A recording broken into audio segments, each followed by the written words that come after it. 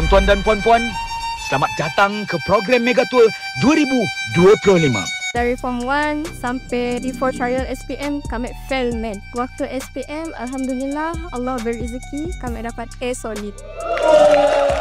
Waktu trial E, waktu SPM, dua-dua dapat A solid. Saya dapat 8A 1B SPM. Result saya tak pernah lari daripada E. Somehow, hari ni saya dapat A solid untuk matematik. Sebelum ni, saya dah cuba yang online yang lain lah. Tapi saya rasa saya tak tahu kenapa. Tapi mungkin sebab salah satu kekuatan pada tutor dia sendiri. Bila dia dengan NC+, dia rasa tutor dia boleh santai-santai. Jadi dia semangat. Bila ada semangat tu dia rasa macam nak lagi dan selalu tertunggu-tunggu. Bila lagi punya kelas.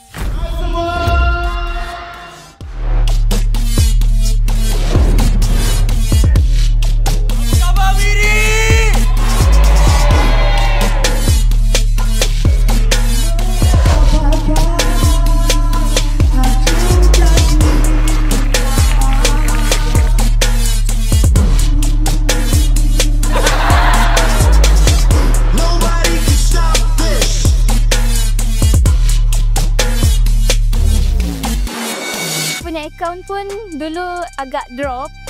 Lepas tu bila saya join kelas Miss Nisa, saya dapat A+ untuk account. Cikgu-cikgu yang awesome sangat dalam mengajar saya. Walaupun dari jarak jauh, saya dari Sarawak, mereka di Semenanjung, itu bukannya dikira sebagai halangan untuk mereka membantu saya mencapai yang terbaik dalam SPM saya. Kalau saya dapat motivasi belajar yang banyak dan saya rasa macam semangat nak belajar sebab NC+ ni bawa aura positif kepada saya.